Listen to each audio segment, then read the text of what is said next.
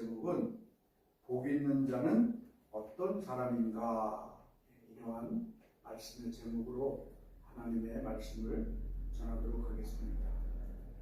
사람들은요, 누구나 다 복을 받기를 원합니다. 인생에 있어서 어떤 사람은 물질적인 복을 받기를 기도하고 원하고, 돈을 싫어하는 사람은 아무도 없을 겁니다. 그리고 어떤 사람은 권세, 어떤 사람은 또 자기의 명예, 또 어떤 사람은 자녀의, 정말 이 세상을 살아나가면서 인생의 육신의 복을 받기를 원합니다. 그런데 오늘 시편 123편 1절을 보면 이렇게 말씀하고 있습니다. 어떤 사람이 복 있는 사람인가? 여호와를 경외하며 그의 길을 걷는 자마다 복 있는 사람이다. 이렇게 말씀을 하고 있습니다. 오늘 본문 말씀 어떤 사람이 복 있는 사람이라고 말씀한다고요? 첫째가 여호와를 경외하는 자, 두 번째가 그의 길을 걷는 자.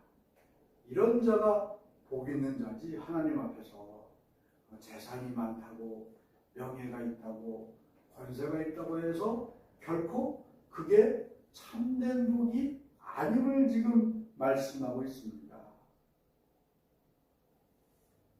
그러면 여러분, 우리가 이 하나님 앞에 복 있는 자로 이 땅을 살아나가는데, 먼저 여러분, 첫 번째 여호와를 경외하는 자가 복 있는 자다, 이렇게 말씀을 하고 있습니다. 그러면은 여러분, 이 하나님을 경외하는 것이 무엇인지를 우리가 먼저 알아야 된다는 거예요. 경외란 뭡니까? 거룩함과 두려움으로 하나님을 이렇게 섬기는 게 경외예요. 거룩함과 두려움으로 하나님을 섬기는 게 경외인데, 그 하나님이 누구신지를 아는 것이 또 하나님을 경외한다는 겁니다.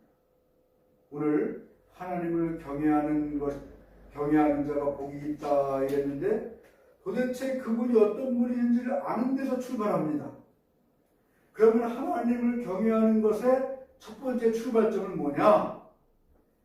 하나님은 공의의 하나님이시라는 것, 이거를 믿는 것이 하나님을 경외하는 것이란 말이에요. 하나님은 여러분 죄를 미워하시면서 반드시 심판하시는 분입니다. 그래서 전도서 12장 13절을 보면 하나님을 경외하고 그의 명령을 지킬지어다.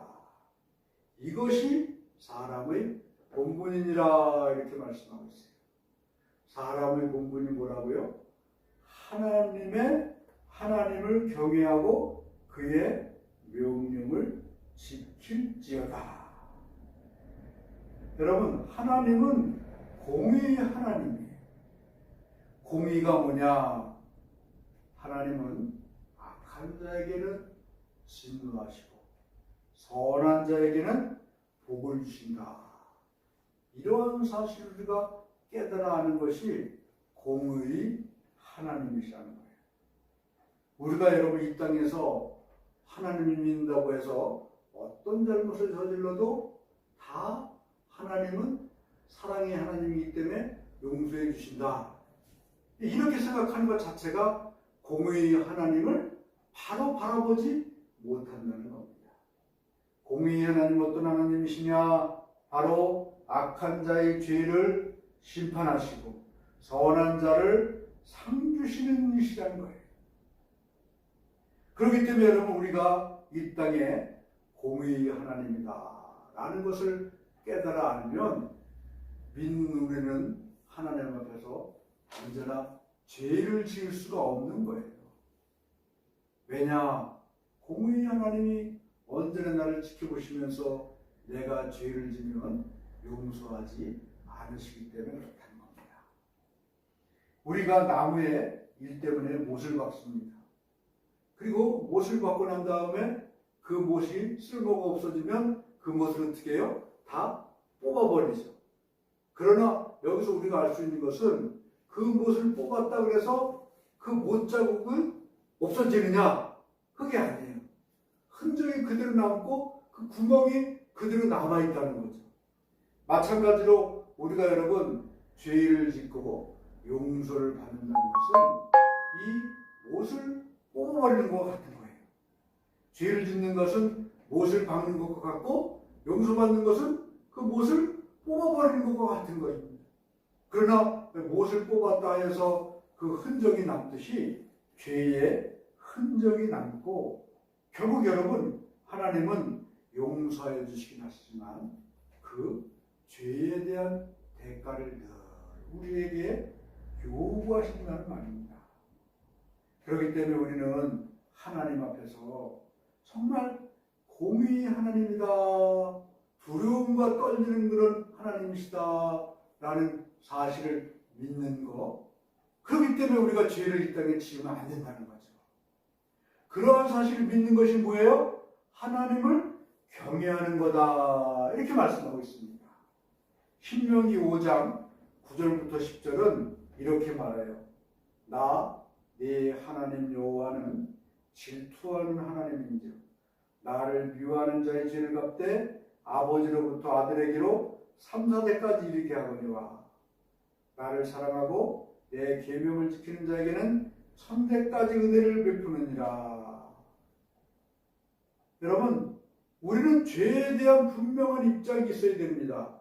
하나님 앞에서 우리가 죄를 지으면 하나님은 죄를 지은 3, 4대까지도 보응하시는 그런 분이시고 심판하시는 그런 분이시라는 사실이에요. 그렇기 때문에 우리는 오늘도 여러분 죄에 대해서 분명히 깨닫고 죄를 짓지 않기 위해서 애쓰고 힘써야 될 줄로 믿습니다. 그러나 여러분 애쓰고 힘쓰는 것만으로는 우리가 죄를 짓지 않을 수가 없다는 거예요. 그래서 누가 필요합니까? 성령님이 필요한 것이고 성령님의 은혜가 필요한 거예요. 은혜로만 될 수 있다는 겁니다. 그렇기 때문에 우리 이 시간도 우리가 하나님을 경외한다는 것은 하나님의 공의를 믿는다. 이러한 사실을 잘 알아두시고 정말 공의의 하나님 이 사실을 믿으실 수 있기를 예수님의 이름으로 간절히 축원합니다. 두 번째로 여러분 하나님을 경외한다는 것은 뭐냐? 하나님은 사랑의 하나님이시라는 것을 믿는 것, 이게 바로 하나님을 경외하는 거예요. 하나님은 여러분 우리를 끝까지 포기하지 않으시는 분이십니다. 하나님은 언제나 우리를 사랑하시는 분이에요. 그렇기 때문에 우리가 죄를 졌다 할지라도 여러분 하나님은 그 죄를 용서하시고 끝까지 사랑하시는 분이라는 것을 우리가 알아야 된다는 겁니다. 하나님은 아파도 말씀하셨듯이 경외하는 자는 무서움 때문에 경외하는 것이 아니라 하나님의 사랑에 감동돼서 그분을 경외하는 것이라는 거죠. 요한일서 4장 10절 말씀은 이렇게 말하고 있습니다. 사랑은 여기 있으니 우리가 하나님을 사랑한 것이 아니요 하나님이 우리를 사랑하사 우리 죄를 속하기 위하여 화목제물로 그 아들을 보내셨습니다. 모든 사람은 여러분 죄를 범한 죄인이라는 사실이에요. 그렇기 때문에 죄를 범했기 때문에 하나님의 영광이 이르지 못하고 죽을 수밖에 없었던 겁니다.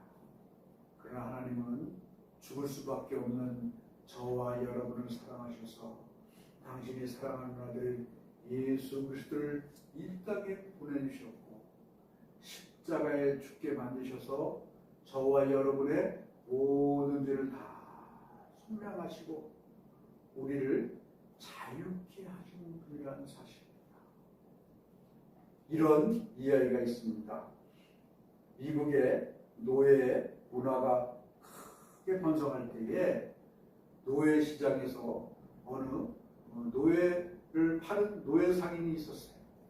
근데 가난하고 참 어렵고 불쌍해 보이는 한 어린아이가 노예 시장에 노예로 나왔어요. 그래서 어느 백인 사람이 너무 가엾고 너무 안타까워갖고 그 노예를 돈을 주고 노예 상인에게 값을 지불하고 샀습니다. 그리고는 이 아이에게 말했어요. 자, 너는 이제 자유다.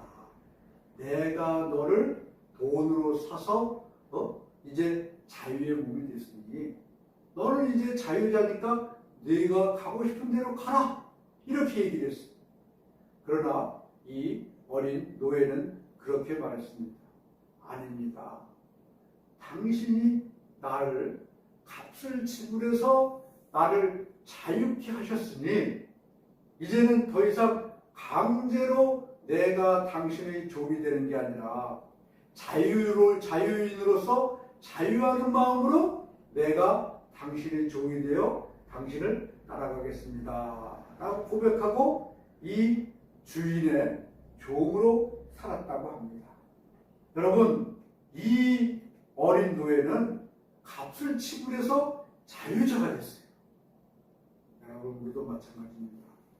죄의 종이요 사탄의 종이 예수 그리스도라는 보혈의 피로 뭘 한 거예요? 하나님께서 값을 지불한 거예요. 그래서 우리를 어떻게 만드셨습니까? 자유하게 만드셨다는 사실입니다.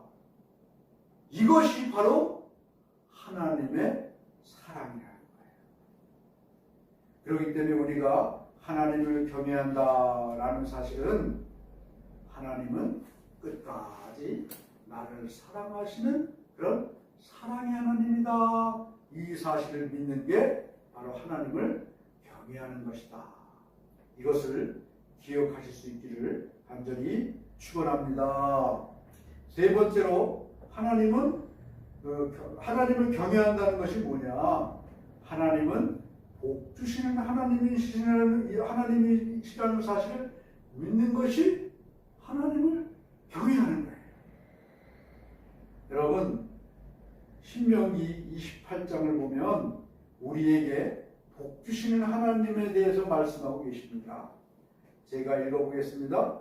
네가 네 하나님 여호와의 말씀을 삼가 듣고 내가 오늘 네게 명령하는 그 모든 명령을 지켜 행하면 네 하나님 여호와께서 너를 세계 모든 민족 위에 뛰어나게 하실 것이라. 네가 네 하나님 여호와의 말씀을 청종하면 이 모든 복이 내게 임하며 내게 이르리니 성읍에서도 복을 받고 들에서도 복을 받을 것이며 네 몸의 자녀와 네 토지의 소산과 네 짐승의 새끼와 소와 양의 새끼가 복을 받을 것이며 네 광주리와 떡반죽 그릇이 복을 받을 것이며 네가 들어와도 복을 받고 나가도 복을 받을 것이니라. 하나님은 여러분 우리에게 복 주시기로 작정하신 분이에요. 우리가 그 사실을 믿어야 돼요. 우리가 하나님은 우리를 저주하기로 작정하신 분이나 우리에게 무슨 괴로움을 주기로 작정하신 분이 아니라 복을 주시기로 작정하신 하나님이라는 사실을 우리가 믿어야 되는데, 여러분 그 복을 받기 위해서는 어떻게 해야 되느냐? 여호와의 말씀을 삼가 듣고 내가 네게 명령한 모든 말씀을 지켜 행할 때 세상의 모든 복을 나에게 주시겠다고 말씀하고 계십니다. 여러분, 믿음의 조상이라고 하는 아브라함은 한마디로 복받은 사람이었어요. 아니, 복의 근원이었죠. 복이었습니다. 왜 하나님께서 아브라함을 복의 근원으로 세우셨고 복을 주셨을까요? 그것은 다른 게 아닙니다. 하나님은 나에게 복을 주시는 분이라.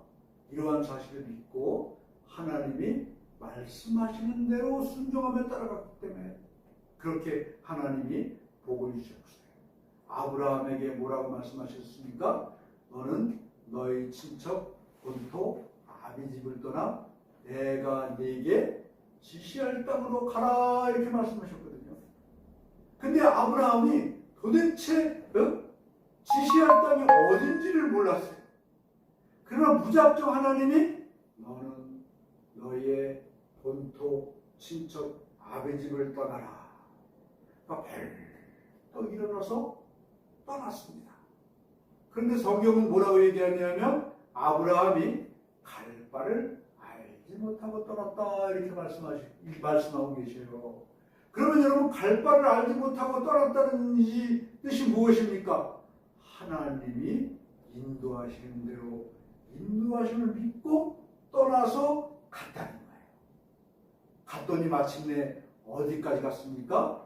가나안 땅에 도착하여서 그곳이 마침내 이스라엘이라는 나라를 세우게 되는 그런 땅이 되었던 겁니다. 그리고 이스라엘 민족의 복의 아버지가 되었다는 거예요.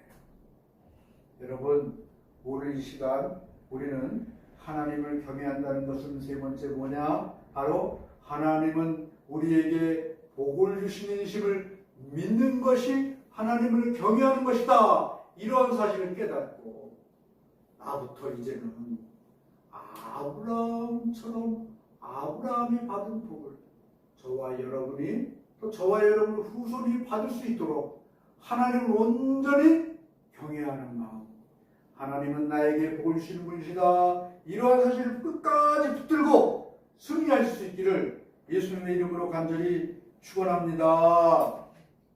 크게 두 번째로, 그러면 하나님은 여러분 우리에게 복이 있는 사람이라고 말씀하고 계시는데 어떤 사람이 복이 있는 사람인가?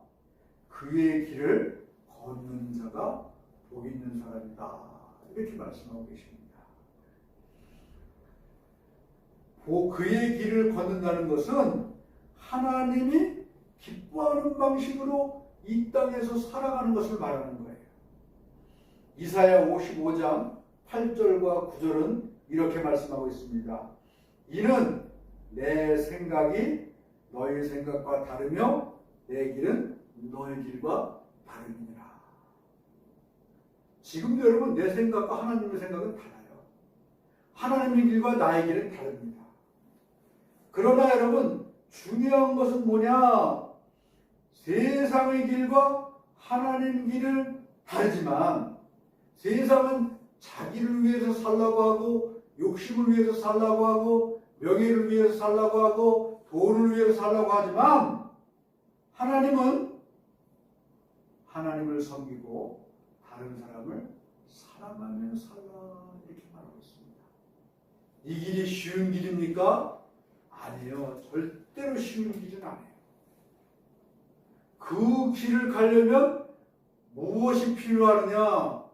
전적으로 내 생각을 내려놓고 하나님의 생각에 나를 맞춰서 순종하며 살아가는 이 순종이 필요한 거예요. 그의 길을 걷는다는 것은 뭐냐 하면 그의 말씀에 순종하는 삶을 말하는 것입니다. 요한복음 14장 15절은 이렇게 말하고 있어요. 너희가 나를 사랑하면 나의 계명을 지키라. 바로 주님이 주시는 계명을 지키며 살아가는 것이 그의 길을 걸어가는 겁니다. 마태복음 7장 13절부터 14절은 이렇게 말하고 있어요. 좁은 문으로 들어가라. 멸망으로 인도하는 문은 크고 그 길이 넓어 그리로 들어가는 자가 많고 생명으로 인도하는 문은 좁고 길이 협착하여 찾는 자가 적음이라. 세상으로 향하는 문은 넓습니다. 많은 사람이 그 길을 찾아가요. 그러나 여러분 생명으로 인도하는 문은 좁은 문이에요. 생명으로 인도하는 문이 무엇입니까? 바로 하나님의 말씀을 순종하면서 바로 하나님과 예수님과 매 순간 걸어가는 길이 바로 좁은 길의 삶이라는 겁니다.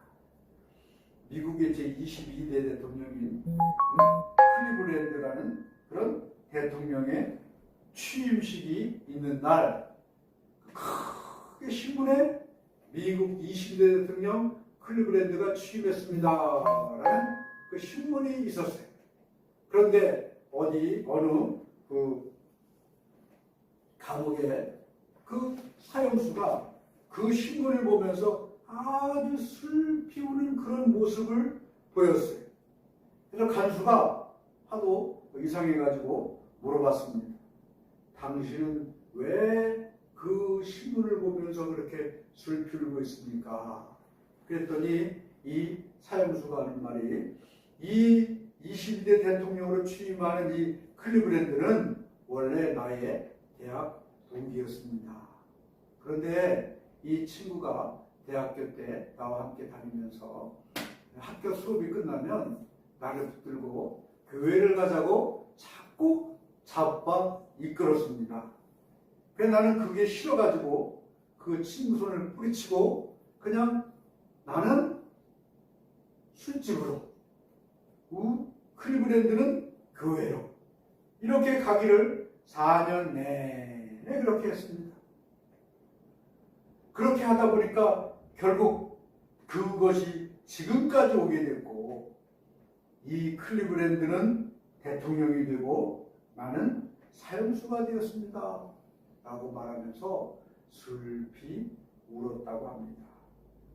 여러분, 만약에 이 사형수가 클리브랜드의 손에 이끌려서 교회에 가서 하나님 말씀을 듣고 하나님 말씀에 순종하며 살아가는 그런 삶을 살았다면 최소한도 사형수는 되지 않았을 것 아니겠습니까? 여러분, 오늘도 우리가 이 예배가 끝나면 밖으로 나갑니다. 밖으로 나가면 수많은 길이 기다리고 있어요.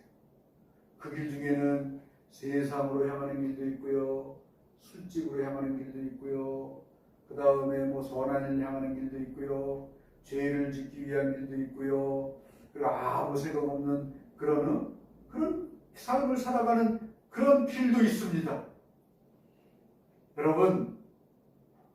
여러분들은 과연 오늘 이 예배를 마치고 바깥으로 나갈 때 어느 길을 택하겠습니까? 그의 길을 걷는 그런 길을 선택하실 수 있기를 예수님의 이름으로 간절히 축원합니다. 주님과 함께 동행하는 길을 걷는 거 좁은 길이에요. 좁은 길로 가기 때문에 많은 사람들이 비웃기도 하고, 많은 사람들이 손가락질도 하고, 많은 사람들이 외면하는 그런 길입니다. 그러나 중요한 것은 그 좁은 길, 주님과 함께 걷는 길, 또 주님의 말씀을 따라 걷는 그 길이야말로 무슨 길이냐? 내 인생에 복을 받는 복된 길임을 이 시간 분명히 깨달을 수 있기를 간절히 축원합니다. 시편 1편 1절 2절은 이렇게 말씀하고 있어요. 복 있는 사람은 악인들의 꾀를 따르지 아니하며 죄인들의 길에 서지 아니하며 오만한 자들의 자리에 앉지 아니하고 오직 여호와의 율법을 즐거워하며 그의 율법을 주야로 묵상하는 자로다. 그는 시냇가에 심은 나무가 철을 따라 열매를 맺으며 그 잎사귀가 마르지 아니함 같으니 그가 하는 모든 일이 다 형통하리로다. 나의 삶을 한번 돌아보십시다. 내가 복 있는 자의 삶을 살아가고 있는가? 아니면 저주받는 자의 삶을 살아가고 있는가? 오늘 이 시간 복 있는 자는 어떤 자라고 했어요? 하나님을 경외하는 자. 경외하는 자의 세 모습. 하나님은 공의로우신 분임을 아는 것. 그 다음에 하나님은 사랑의 하나님이시라는 것을 아는 것. 세 번째로 하나님은 복 주시는 이시라는 것을 아는 것이 하나님을 경외하는 것이고, 그 길이 복 있는 길을 가는 길이라고 말씀드렸어요. 그리고 또 그 길을 걷는 것, 하나님의 말씀에 순종하고 예수 그리스도와 늘 동행하는 삶. 여러분, 이 삶이야말로 복 있는 삶이라는 것이죠. 그래서 이러한 복 있는 자로서의 삶을 한 주간도 살아감을 통해서 진정 하나님이 주시고자 원하시는 하늘의 큰 복을 받는 우리 포항 평화교회 성도님들 되시기를 예수님의 이름으로 간절히 축원합니다. 아멘.